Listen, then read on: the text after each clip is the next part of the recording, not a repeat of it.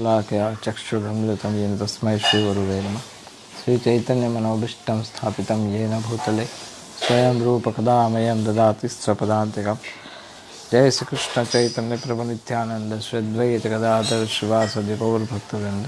हरे कृष्ण कृष्ण कृष्ण हरे हरे, हरे राम राम राम हरे हरे।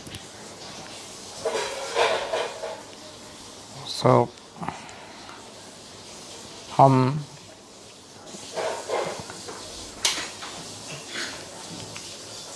रामनवमी के इस अवसर पर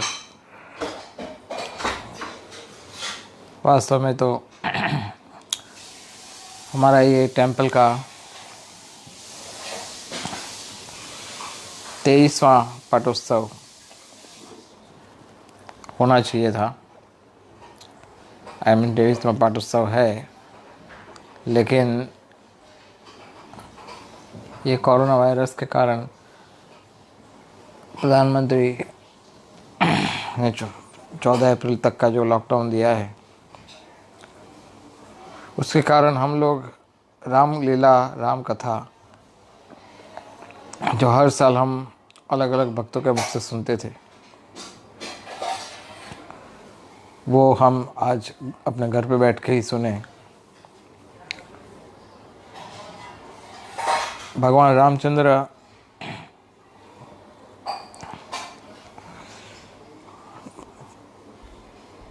कहा जाता है कि कृष्ण को रामचंद्र का अपना रूप बड़ा पसंद है और कृष्ण को नरसिंह देव का अपना रूप बड़ा पसंद है। जैसे कई बार भगवान, जैसे हम लोग भी, हमें भी कहीं हमारी अपनी कहीं फ़ोटो अच्छी लगती है, ये फ़ोटो अच्छा है मेरा। इस तरह से भगवान का अपना भी एक चॉइस है कि रामलीला उनको बड़ा पसंद है और नृसिंह लीला भी उनको बहुत पसंद है। रामचंद्र भगवान इतने प्रसिद्ध है कि आज इतने सालों के पश्चात भी, इतने युग बीत गए, फिर भी रामचंद्र की प्रसिद्धि इतनी महान है कि आज भी लोग राम राज्य की कामना करते हैं, राम राज्य की इच्छा करते हैं। और रामचंद्र भगवान के लिए पिछले कुछ महीनों में आप देखते हो कि सुप्रीम कोर्ट और ऐसे सब बड़े बड़े लेवल पर राम मंदिर के लिए, राम जन्मभूमि के लिए आज भी लोग रामचंद्र के लिए मर मिटने को तैयार होते हैं। रामचंद्र इतने प्रसिद्ध है। मुझे समाचार सुनने में मिला कि लॉकडाउन होने के कारण लोगों की ये डिमांड थी कि वो लोग टीवी पर रामचंद्र की लीलाएं देखना चाहते। It was very nice news. यहाँ तक कि मुझे सुनने में आया कि स्वयं प्रधानमंत्री ने भी रामचंद्र और कृष्ण लीलाओं को टीवी पर प्रसारित करने की सुझाव दिया है। That is what I came to know, सुनने में आया मुझे। लेकिन इसका तात्पर्य यह है कि रामचंद्र इतने प्रसिद्ध है कि आज भी लोग उनको दर्शन करना चाहते हैं, उनके विषय में देखना चाहते हैं, सुनना चाहते हैं, इतने सालों के पश्चात भी। और प्राचीन समय में हर गांव में शाम के समय पे, जैसे आज हम लोग लॉकडाउन के कारण एक साथ बैठ कर के भगवान राम का गुणगान सुन रहे हैं,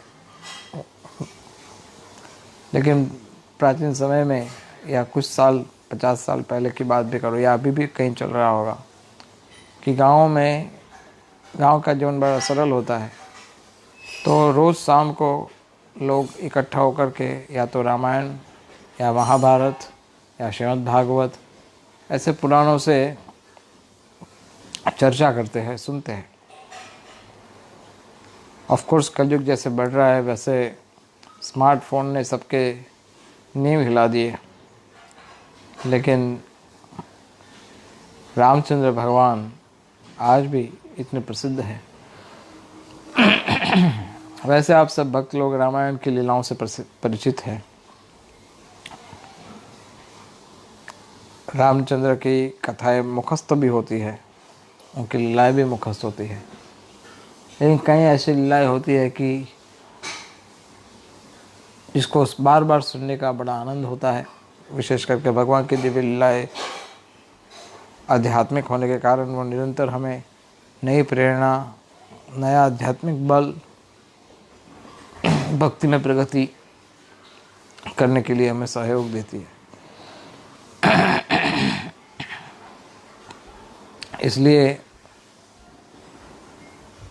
मैं सोच रहा था कि आप सब भक्तों के साथ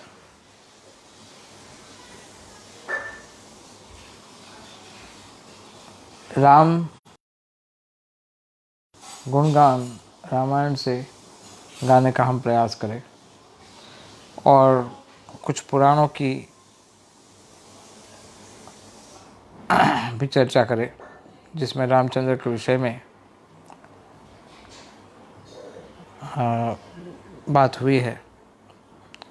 सो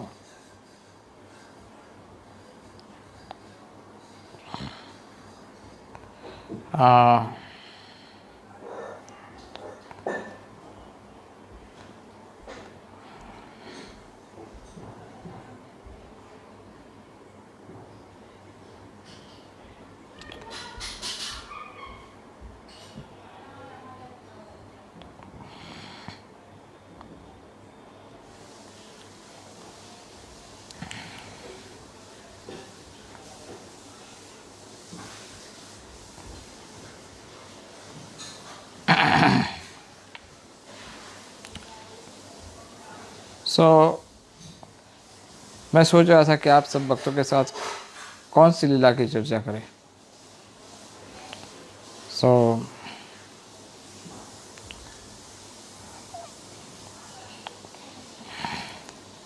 रामचंद्र की अनेक कथाएं हैं जिसमें मैंने कई विषय पर चर्चा ऑलरेडी की है, लेकिन मैं सोच रहा हूँ कि आज उन विषयों की चर्चा करते हैं जो विशेष करके कुछ पुराणों में है और कुछ रामायण में से भी है। जैसे रामचंद्र भगवान वनवास में थे और पंचवटी में माता सीता का हरण हो गया। उसके पश्चात रामचंद्र बहुत विह्वल, बहुत दुखी थे और उनके दुख की कोई सीमा नहीं थी। हम अंदाज़ा नहीं लगा सकते कि रामचंद्र कितने दुखी थे। वो प्रति वृक्ष, प्रति लता के पास जा कर के पूछते थे, क्या आपने सीता को देखा है? क्या आपने मेरी भार्या को देखा है? सबको पूछते थे और विह्वल होकर के, जैसे एक मनुष्य अपनी पत्नी के लिए बिलख के रोता है, वैसे रामचंद्र रोने लगे। और एक रूप से देखा जाए तो आध्यात्मिक चीज़ विरह भी भगवान अनुभव कर रहे थे, आध्यात्मिक रूप से भी। तो चलते चलते रामचंद्र और लक्ष्मण पहुँचे किष्किंधा के पास।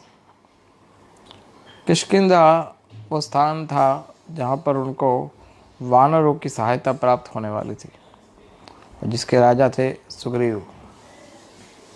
ये बड़ी लंबी कथा है कि वानरों में सुग्रीव के पहले बाली राजा थे और बाली और सुग्रीव के बीच में झगड़ा हो गया था और बाली ने सुग्रीव का पूरा धन संपत्ति, यहाँ तक कि अपनी पत्नी भी छीन ली थी। यद्यपि ये सब लोग बड़े शक्तिशाली लोग थे, बाली, सुग्रीव और वानर, जो लोग देवताओं के अंश या देवताओं के पुत्र थे,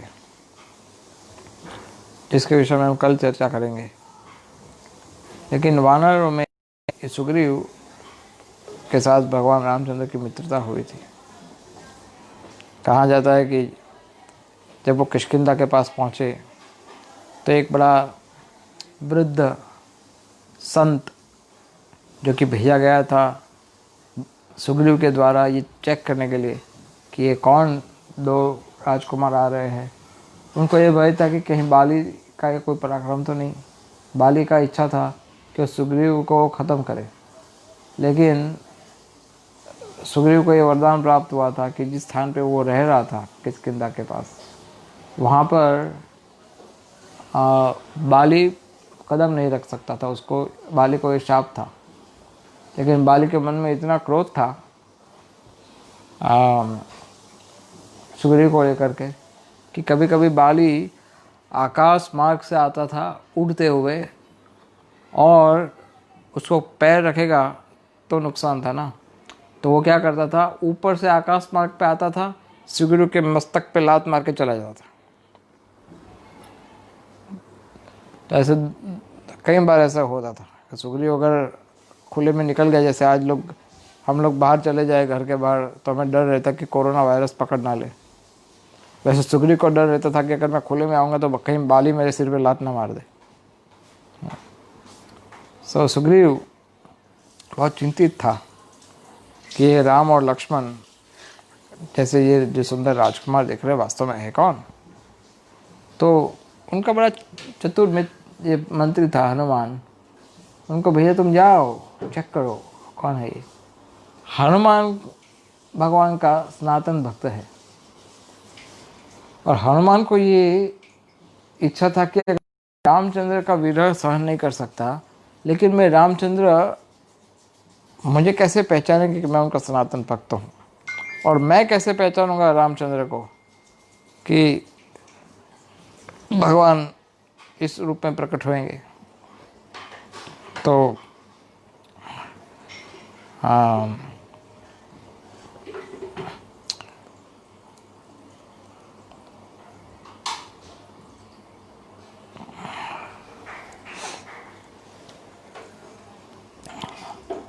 हनुमान को एक वरदान दिया था, आई थिंक ब्रह्मा जी ने, कि तुम एक डायमंड नेकलेस पहनोगे, और ये डायमंड नेकलेस वो केवल रामचंद्र ही पहचान लेंगे और कोई उसको देख नहीं पाएगा।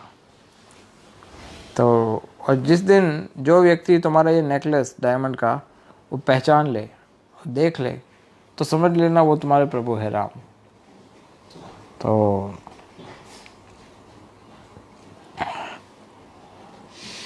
हनुमान गए संत के रूप में, एक भिखारी भिक्षुक बन कर के गए संत के रूप में, एक भिक्षुक के रूप में, और जाकर के कहा कि आप दोनों राजकुमार कौन है, आप लोग कौन हैं। तो राम और लक्ष्मण ने पूछा तुम कौन हो। तो हनुमान ने कहा कि मैं तो एक भिक्षुक हूँ। तो बोलने की शैली तो बड़ी अच्छी थी। तो रामचंद्र ने कहा कि देखो लक्ष्मण, आजकल के भिक्षुक भी कैसे होते हैं, विद्वानों की तरह बोलते हैं लेकिन फिर भी भिक्षा मांगते हैं। और लक्ष्मण ने कहा कि मुझे तो ये भिक्षुक नहीं लग रहा। लेकिन रामचंद्र ने कहा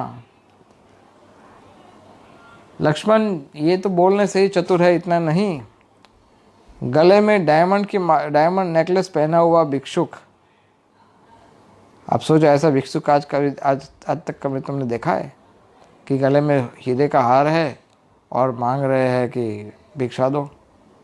तो हनुमान ने कहा क्या कहा आपने, मेरे गले में डायमंड नेकलेस है। रामचंद्र ने कहा हाँ तुम्हारे गले में डायमंड नेकलेस है। तो रामचंद्र ने लक्ष्मण को पूछा लक्ष्मण तुम देख सकते हो। लक्ष्मण ने कहा नहीं प्रभु मैं तो नहीं देख सकता। तो हनुमान ने कहा तुम देख सकते हो, रामचंद्र को पूछा। तो रामचंद्र ने कहा हाँ मैं तो देख सकता हूँ तुम्हारे गले में डायमंड नेकलेस है। तो हनुमान ने फिर से पूछा क्या आप सही में देख सकते हो कि मेरे गले में डायमंड नेकलेस है। हाँ मैं सही में देख सकता हूँ तुम्हारे गले में डायमंड है।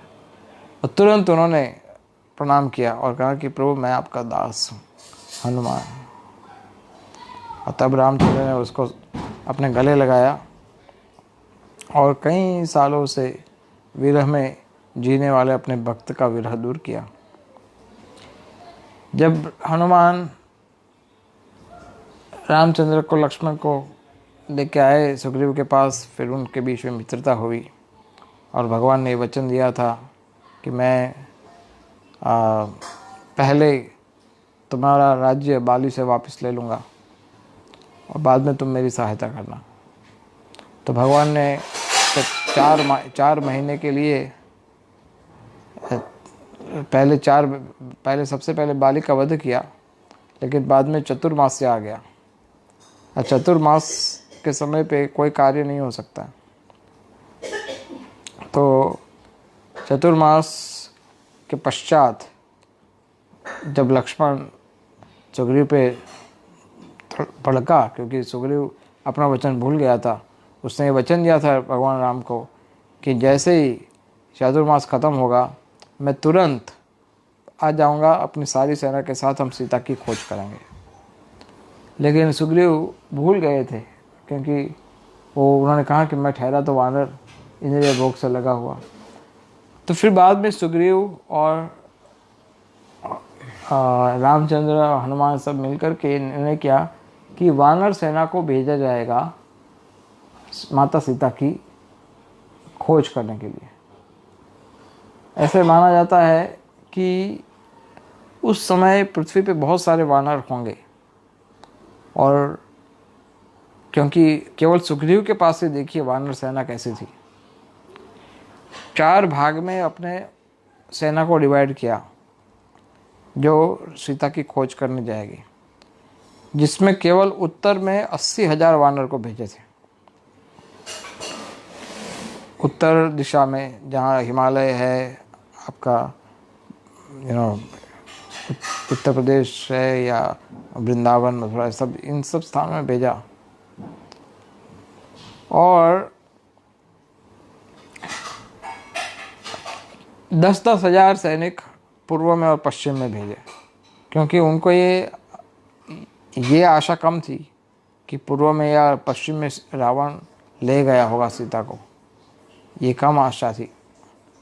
लेकिन रावण का पता करना था कि रावण रहता कहाँ पर है और सीता को कौन सी जगह ले गया है, क्योंकि रावण ऐसी जगह रहता था जहाँ आजकल तो आप गूगल टाइप करके चेक कर सकते हो कि रावण कहाँ रहता था। लेकिन भगवान एक मानव का रोल कर रहे थे और इसलिए वो ढूंढना चाहते थे कि कहाँ पर है रावण, कहाँ रहता है वो। तो उत्तर में 80,000, पश्चिम पूर्व में 10-10 हजार और दक्षिण भारत में 30,000 सैनिकों को, 30,000 वानरों को भेजा। सबके लीडर्स बनाए गए कि उत्तर में, पूर्व पश्चिम में कौन से वानर के अध्यक्षता में ये इन्वेस्टिगेशन या सर्च करने की ये पूरी पार्टी जाएगी। साउथ वाली जो यात्रा थी, साउथ वाली जो पार्टी थी, उस पर ज़्यादा आशा थी, क्योंकि अनुमान ये था कि हो ना हो रावण साउथ में जा सकता है।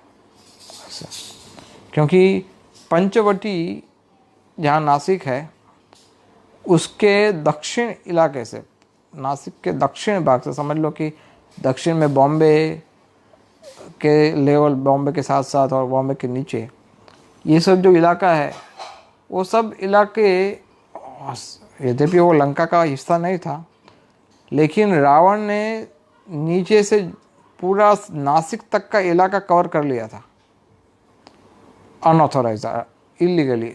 कैसे कवर किया था? उसने अपने बहुत सारे राक्षस सैनिकों को भेजा था, और यहाँ तक कि नासिक के पास तो उसने अपना डेरा बना दिया था और वहाँ पर रहते थे उसके। शूर्पणखा उधर ही तो आई थी नासिक के पास, जहाँ पर उसकी नासिका काटी गई थी। तो शूर्पणखा उधर आई थी अपने भाइयों को मिलने के लिए। उसके रावण के बहुत सारे भाई थे, वो वहाँ रहते थे।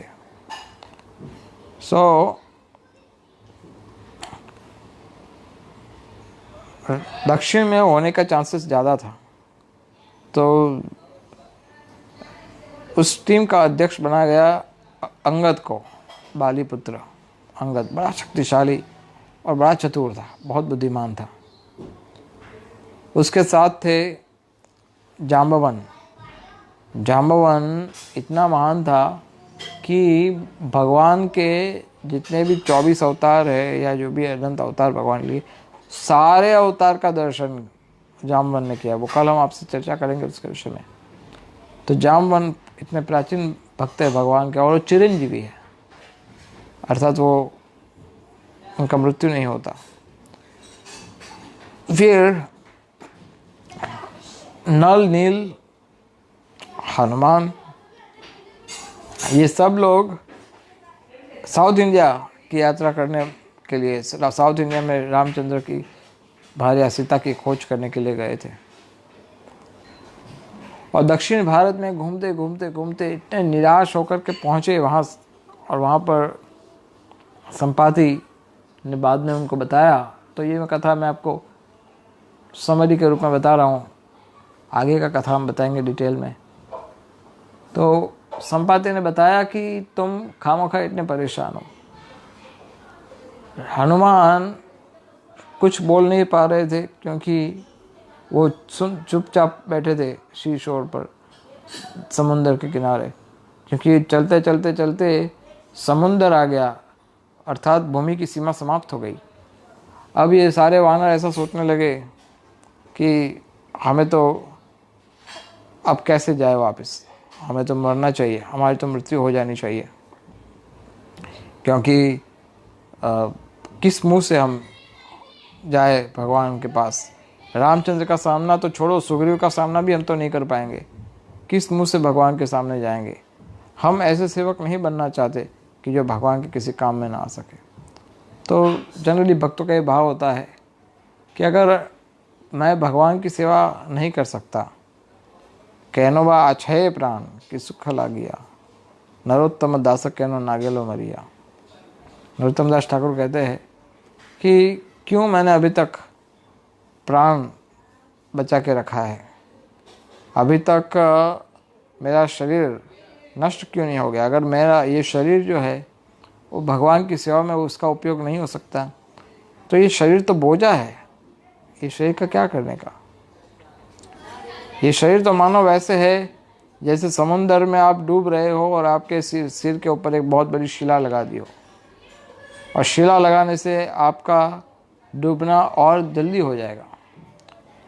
तो ये तो भव संसार में, भव सागर में फेंकने के लिए, डुबाने के लिए शरीर वास्तव में बोझा है।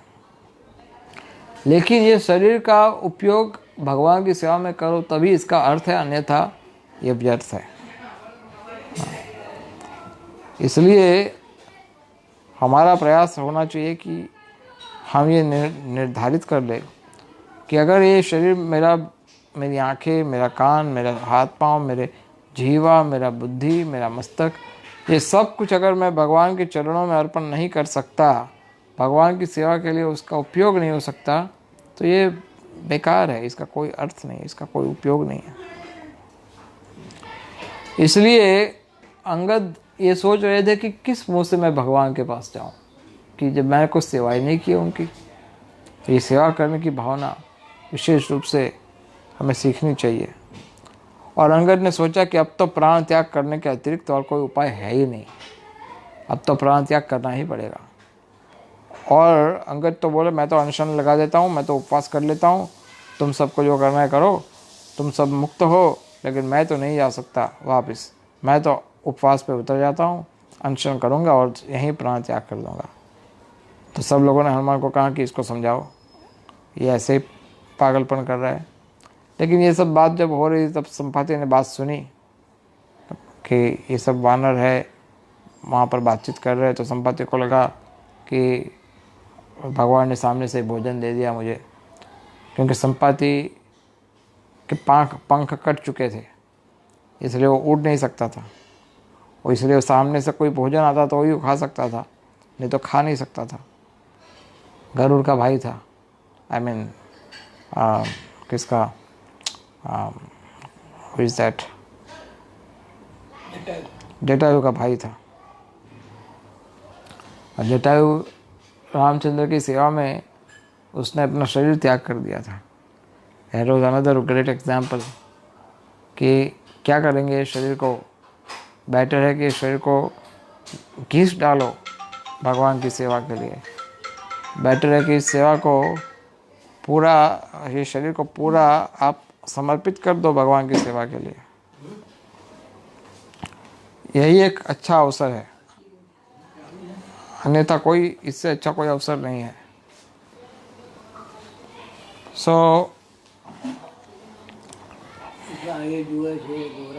राम भगवान की सेवा के लिए जटायु ने अपना पूरा जीवन समर्पित किया। ये बात संपाति को नहीं पता थी। संपाति ने जटायु की बात सुनी क्योंकि उन लोगों ने रामायण गाना शुरू कर दिया। तो रामायण गाते गाते जटायु की बात आई। जैसे जटायु की बात आई तुरंत संपाति सोचने लगा, अरे ये तो मेरे भाई का नाम ले रहे। तो कहा कि अरे तुम लोग क्या कर रहे हो, क्या है तुम्हारा समस्या बताइए, मैं क्या सहायता कर सकता हूँ तुम्हारी। तुम मेरे भाई को कैसे जानते हो जटायु को, उसके विषय में कुछ बताओ, क्यों, कहाँ पर है। तो फिर सब बताया कि हनुमान और सब कि ऐसा ऐसा हुआ था और जटायु रामचंद्र की पत्नी भार्या की रक्षा करते करते वीर गति को प्राप्त हुआ और स्वयं रामचंद्र ने अपने हाथों से उसका अग्नि संस्कार किया है। देखो कितना भाग्यशाली भक्त था कि स्वयं भगवान ने उसका अग्नि संस्कार किया अपने हाथों से। तो ये सब बात करके संपाति को तो बड़ा दुख हुआ, लेकिन उसने कहा कि मैं तुम्हारी सहायता क्या कर सकता हूँ, तुम क्यों इतने दुखी हो। तो बोले हम सीता को खोज करने आए हैं। तो सीता बोले तुम ठहरो इधर, तुम्हें रावण का पता चाहिए ना, दक्षिण की ओर गया है, तो हम चेक करते हैं, मेरी नज़र बहुत तेज़ है। तो तुरंत उसने देखा कि दूर 800 योजन 100 योजन 800 माइल दूर श्रीलंका में अशोक वाटिका में सीता बैठी है, रावण के राज्य के अंदर। तो सब लोग खुश हो गए, चलो सीता का तो पता मिल गया, रावण कहाँ रहता वो भी पता पड़ गया, लेकिन अब जाए कहाँ पर, कैसे जाएंगे। तो सब लोगों ने ये सोचा कि अब तो कुछ नहीं हो सकता, वापस सब निराश हो गए। और बाद में जामवंत जी ने हनुमान को अपना सब इतिहास याद दिलाया और हनुमान जी फिर गए लंका की ओर। और लंका में जाकर के उन्होंने सीता का पता लिया और उन्होंने अपनी आंखों से देखा किस तरह से राक्षसियाँ उन पर प्रहार करती है, अर्थात उनको डराती है, धमकाती है। और हनुमान जी ने सीता से रामचंद्र का संदेश सुनाया और सीता पहले तो विश्वास नहीं किया। सीता ने हनुमान को कहा कि भाई, और दूर से हनुमान बंदर के रूप में आया, रावण बोले तुम रावण, तुम कोई भी रूप लेके आ जाओगे, मेरा हृदय तुमसे आकर्षित नहीं होगा। तो हनुमान ने कहा कि मैं रावण नहीं हूँ, मैं तो हनुमान हूँ, मैं तो राम भक्त हूँ। तो बोले तुम अपनी बातों से मुझे फुसला नहीं सकते। लेकिन वो बार बार राम श्री राम जय राम श्री राम जय राम ऐसे बोल रहे थे। तो सीता जी ने विचार किया कि रावण तो मेरे पति का नाम इस तरह से ले ही नहीं सकता, वो तो क्यों राम का नाम उच्चारण करेगा। लेकिन जब बाद में रामचंद्र के द्वारा भेजा गया जो प्रमाण था और सीता ने देखा, तब वो हनुमान अंगूठी विशेष करके तो वो देख समझ गए कि यस, ये ऑथोराइज जेन्युइन पर्सन है। तो बाद में ये सब लीला होने के पश्चात सीता देवी ने अपना एक गहना दे दिया हनुमान को कि तुम जाकर के जब राम को मिलो तो बताना, मेरे पति को मिलो तो ये बताना कि ये तुम सीता को मिल के आए हो ऐसे। तो हनुमान ने वो सब किया, लेकिन बाद में सोचा कि अगर मैं गया हूँ तो कुछ रावण को समझा के आता हूँ, अगर हो जाए काम तो कि युद्ध वुद्ध की झंझट ही नहीं, इधर ही मैटर ख़त्म हो जाती है। पहले सोचा कि सीता को ही लेके चला जाता हूँ, बाद में सोचा ऐसा नहीं करना चाहिए, हाँ रावण को समझाने का प्रयास करते। तो रावण के पास ऐसे कोई जा नहीं सकता है, इतना महान व्यक्ति है, ऐसे को किसी बंदर को कोई महल में क्यों घुसने देगा।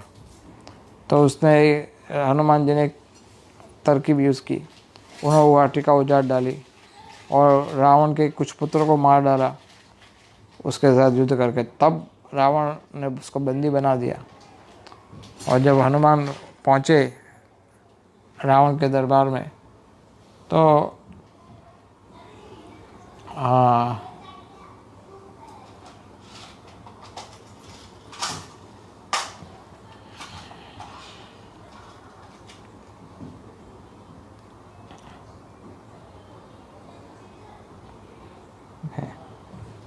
जब हनुमान पहुंचे रावण के दरबार में,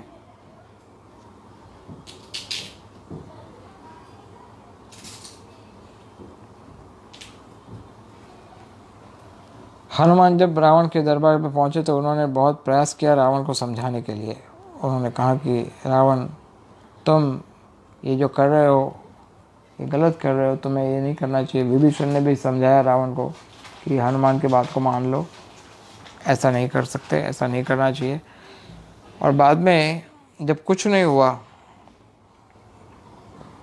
तो रावण ने फिर, हनुमान ने लंका जला दी। और जब लंका जला करके जब वापस पहुंचने वाले थे तो यहाँ पर सब लोग चिंतित थे, दुखी थे कि हनुमान अभी तक आया नहीं, हनुमान अभी तक आया नहीं, क्या करेंगे, क्या कैसा किस तरह से करेंगे, हनुमान अभी तक आया नहीं। और अचानक से आकाश में बहुत बड़ा, जैसे जेट, फाइटर जेट जाता है तो कैसे आवाज़ आता है, फाइटर जेट का बड़ा तेज आवाज़ आता है। इस तरह से फाइटर जेट जैसा बड़ा आवाज़ आने लगा। और कोई जैसे बहुत बड़ी शिला, बहुत बड़ा कोई पत्थर या बहुत बड़ा कोई रॉकेट आ रहा हो, इस तरह से हनुमान का एंट्री हो रहा था। और जोर जोर से आकाश में आवाज़ आई थी, जय श्री राम, जय श्री राम, जोर जोर से गर्जना हो रही थी। तो इस तरह से सब लोग को ये अनुमान हो गया कि हनुमान आ रहे हैं।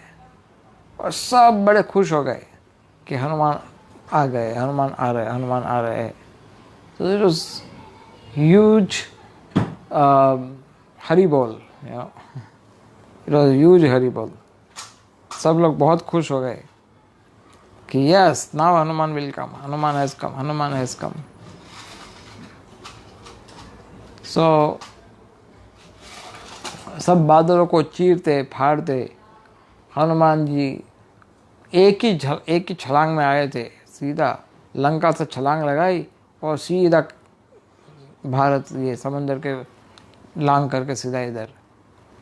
सो हनुमान की जैसे हनुमान जी लैंड किए तो पूरी धरती हिल गई, पूरी पूरा लैंड, भूकंप आ गया मानो, इतना जोर से आए प्रकट। और जैसे हनुमान जी यहाँ पर नीचे पहुँचे, सब लोगों ने उनका स्वागत किया, सब लोग खुश हो गए, they are so happy to welcome Hanuman. और सब ने हनुमान को हनुमान को घेर लिया और सब अपने अपने वानर स्टाइल से, कुछ लोग नाचने लगे, कुछ लोग कूदने लगे, कुछ लोग प्रसन्न चित्त होकर के अपने हाथ तालियां बजाने लगे, कुछ लोग अपने शरीर पे झापट मारने लगे, खुद के ही शरीर पे, जैसे बंदर लोग करते हैं, इस तरह से झापट मारने लगे। और जाकर के हनुमान के पास गए और हनुमान को सब ने घेर लिया। और सब लोग आसपास में से जहाँ से भी कुछ फ्रूट मिले, कुछ कंदमूल मिले, जो कुछ भी उनको कहीं से भी जो कुछ मिलता है वो सब लेकर के हनुमान के पास आए। हनुमान को कहा, खाओ तुम, कुछ फल लेके आए, कुछ मूली, कुछ गाजर या कुछ इस तरह से कुछ अलग अलग चीज़ लेके आए होंगे। तो हनुमान को ये सब भोजन दिया करने के लिए। और जैसे ही हनुमान उत्साह में बहुत खुश होकर के तैयार थे बोलने के लिए, अंगद ने उनका हाथ पकड़ लिया और अंगद ने कहा कि आओ हनुमान, मेरे साथ बैठो, बताओ क्या हुआ, एक एक चीज़ बताओ, सब कुछ बताओ। यहाँ से तुम गए और जब वहाँ पहुँचे तब का पूरा बताओ। तो हनुमान ने पूरा बताया कि मैं गया और वहाँ पहुँचा, पहुँचने के बाद क्या क्या हुआ और किस तरह से मैंने रावण की पूरी लंका जला डाली और किस तरह से मैं वापस आया। तो इस तरह से मैंने सीता का पता प्राप्त कर लिया है। तो अंगद बहुत ही क्रोध में आ गया, बहुत ही गुस्से में आ गया और उसके शरीर में रावण का वध करने का बड़ा इच्छा था। अंगद ने कहा चलो अब हम इसी समय आक्रमण करते हैं और ख़त्म कर देते रावण को, माता सीता को लेकर के जाएंगे राम के पास। और हनुमान ये मत समझना कि हमारी सेना रावण का संहार नहीं कर सकती।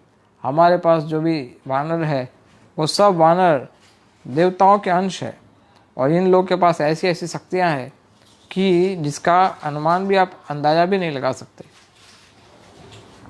तो इसलिए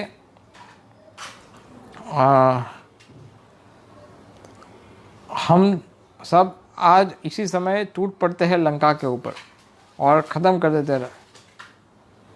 तो हनुमान ने तो कुछ उत्तर नहीं दिया, लेकिन हनुमान को कोई बात पसंद नहीं आई। जामवंत जी जो आयु में सबसे बड़े थे, उन्होंने तुरंत कहा अंगद को, नहीं अंगद, ये बात ठीक नहीं है, क्योंकि हमें भेजा गया था केवल सीता को खोजने के लिए, सीता का पता बताने के लिए। सीता को, रावण को मारने और सीता को वापस लेने की आज्ञा हमें नहीं मिली थी। और ये क्यों भूल जाते हो कि रामचंद्र ने ये वचन दिया था कि सीता को मैं छुड़वाऊंगा, स्वयं छुड़वाऊंगा, ये उनका वचन था। तो भगवान अपने वचन का पालन नहीं कर पाएंगे, तो ऐसा हमें इस प्रकार का कार्य नहीं करना चाहिए। तो रावण को वध करने का काम भगवान रामचंद्र करे, वही ठीक है।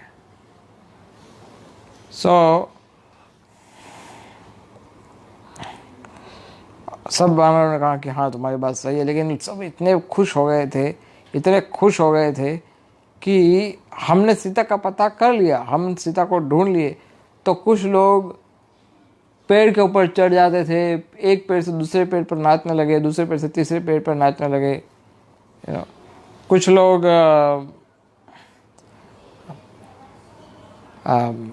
पूरे पेड़ों को, जैसे कुछ कई बार आपने देखा होगा जब बंदर बहुत खुश हो जाता है तो क्या करता है, तो पूरा पेड़ हिलाने लगे कुछ लोग जोर जोर से, कुछ बंदर जो थे वो जोर जोर से चिल्लाने लगे, कुछ अलग अलग प्रकार की आवाज़ें करने लगे, कुछ एक दूसरे बंदर को आलिंगन करने लगे, कुछ लोग अपनी पूंछ उठा करके घुमाने लगे, कुछ लोग पौधे वगैरह सब उखाड़ करके ज़मीन पर से और उसको हवा में ऐसे गोल गोल घुमाने लगे। तो इस तरह से सब वानर लोग अपना खुशी व्यक्त कर रहे थे, अपना प्रसन्नता व्यक्त कर रहे थे। और जब वापस जा रहे थे तो बड़े जोर से, बड़े जैसे पंप के साथ सब लोग वापस जा रहे थे किष्किंधा की ओर। किष्किंधा पहुंचने से पहले ही एक वन आता है, एक उपवन है, एक बगीचा है, इसका नाम है मधुवन। फॉरेस्ट है, बहुत सुंदर है।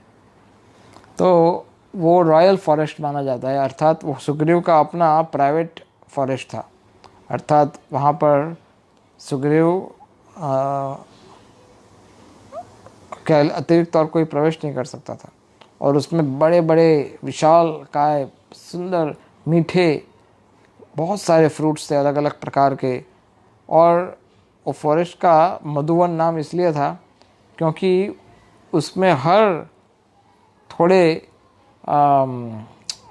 कुछ पेड़ों को छोड़ करके हर एक पेड़ पे मधु लटक रहा था, अर्थात बहुत सारा हनी था, इतना सब मधु था, इतना सब हनी था कि उसकी खुशबू बाहर तक आती थी कहीं आसपास के इलाकों में, इतना मीठा। और बंदरों को हनी बहुत पसंद होता है। तो सब लोगों ने कहा कि हनुमान को कहा, अंगद को कहा कि देखो हमने तुम्हारे लिए इतना सब काम किया, हम लोग कितना पैदल उधर आए साउथ इंडिया तक और हमने इतना सब मेहनत किया, अब हमने सीता का पता भी कर लिया है, हमारी पूरी 30,000 वानरों की सेना ने चेक कर लिया, पता कर लिया, सक्सेसफुल हो गए। तो अभी फेस्टिवल तो बनता है, फिस्टिंग तो बनती है, तो हमें फिस्ट करना चाहिए। अब हमने कार्य शेष कर दिया, so we must have a feast. लेकिन अब फीस्ट करने के लिए सबसे अच्छा ये मधुवन फॉरेस्ट है। सब लोग फ्रूट खाएंगे, केले खाएंगे, आम खाएंगे और हनी पिएंगे, अलग अलग प्रकार के फ्रूट खाएंगे। तो हनुमान ने कहा, अरे तुम सब पागल हो गए हो, जानते नहीं किसका फॉरेस्ट है, ये सुग्रीव का फॉरेस्ट है और यहाँ पर एंटर नहीं कर सकते, ये परमिशन नहीं है, चलो चलो सब किष्किंधा की ओर। तो बोले नहीं हनुमान, ये तो बात ठीक नहीं है। अंगद ने बोला कि नहीं नहीं, हमारे इतने सब वानर लोग कहते हैं कि हमें फिश करना है, तो हम मना कैसे कर सकते। तो हम मधुवन पर टूट पड़ते। तो मधुवन का केयर टेकर था दधिमुख नाम का एक वानर। वो बड़ा शक्तिशाली था और उसकी अपनी सेना भी थी वानरों की। वो गार्ड कर रहा था उस फॉरेस्ट को। तो उसने बोला, ए बंदरों, कोई जाएगा नहीं अंदर, जानते नहीं तुम, ये सुग्रीव का प्राइवेट फॉरेस्ट है।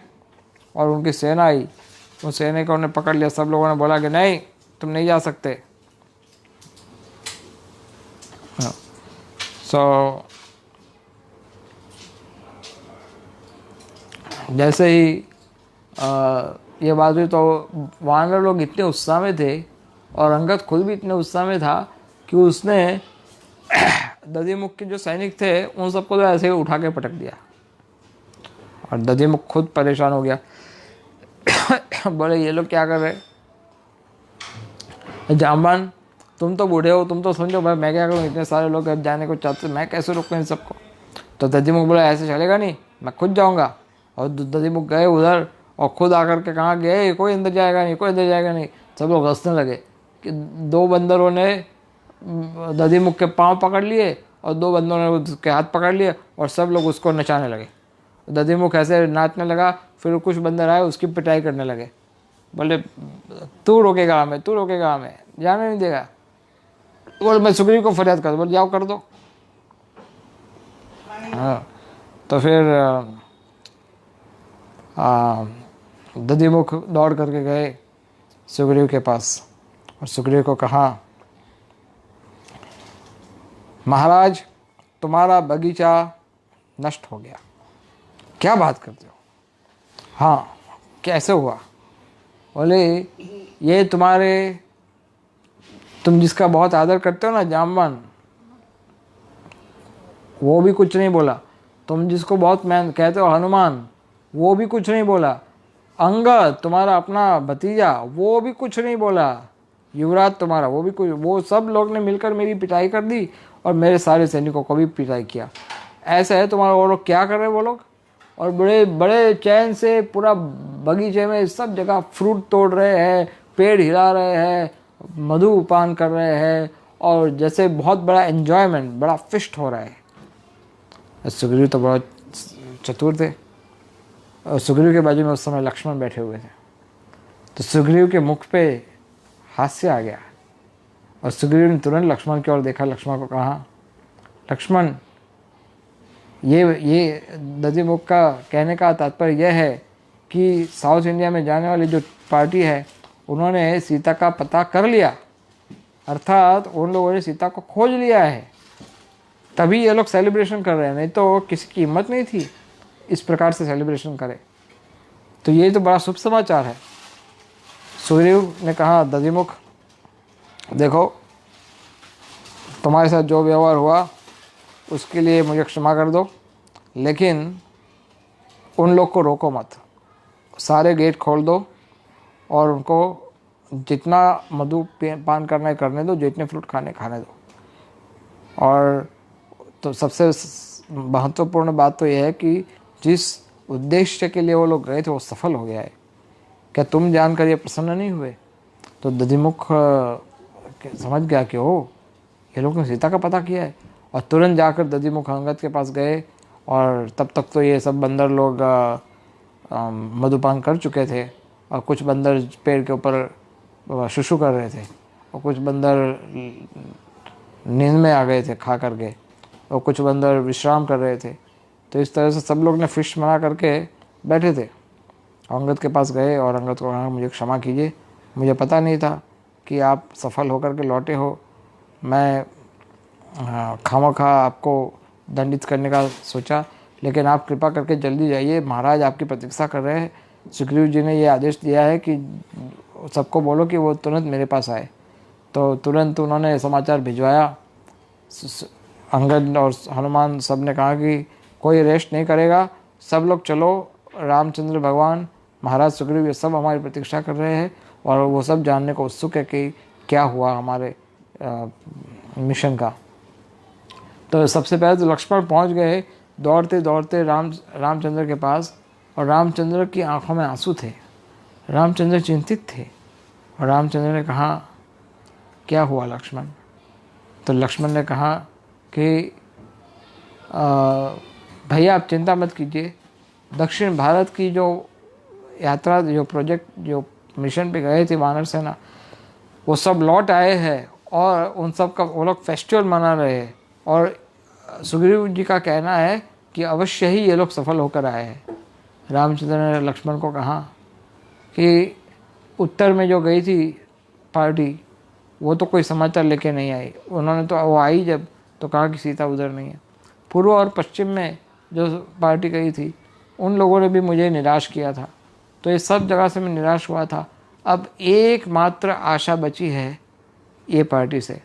अगर ये लोग मेरा कार्य संपन्न कर दे, तो अगर ये लोग भी नहीं करेंगे तो मैं क्या करूँगा लक्ष्मण? और ऐसा बोल करके वो फुट फुट कर रोने लगे कि उस सीता का पता मुझे कैसे प्राप्त होगा। लेकिन लक्ष्मण ने कहा, भी आप इतना चिंता क्यों करते हो? अब हमारे पास शुभ समाचार प्राप्त हो रहे हैं, तो आप प्रसन्न होइए। अभी कुछ ही समय में हनुमान यहाँ पर आएंगे और आपको सारा समाचार बताएंगे। उसमें में ही जोर जोर से आवाज़ आने लगी। सबसे पहले हनुमान आगे की ओर आए थे और वो सोच रहे थे कि मैं क्या बोलूँ, आकाश से उड़ के आ रहे थे। तो बोले मैं क्या बोलूँगा, क्या बोलूँगा? तो उन्होंने बोला, मैं सीता शब्द का उपयोग नहीं करता हूँ, सीता जी को मैंने ढूंढ लिया। सीता, उन्होंने केवल एक ही चीज़ चिल्लाना शुरू किया दूर दूर से, ढूंढ लिया, ढूंढ लिया, ढूंढ लिया, पता लगा लिया, पता लगा लिया, ऐसे ढूंढ लिया। तो ऐसे आवाज़ आ रही थी जोर जोर से। तो रामचंद्र ने पूछा कि ये क्या कह रहे? तो लक्ष्मण ने कहा, अवश्य ही सीता को पता ढूंढ लिया होगा उन्होंने, भाभी जी को ही ढूंढ लिया होगा। तो वो हाँ, माता सीता का पता करके आए होंगे अवश्य ही। तो रामचंद्र बहुत खुश हो गए और उतने में सारे वानर, जामवन, अंगद, हनुमान, जो भी साउथ इंडिया गए थे, और सब लोग बड़े प्रसन्न होकर के आए और सब लोगों ने आकर के रामचंद्र के चरणों में प्रणाम किया। और प्रणाम करके एक्चुअली तो इन सब पार्टी का लीडर तो अंगद थे, तो अंगद बताएंगे ना कि क्या हुआ।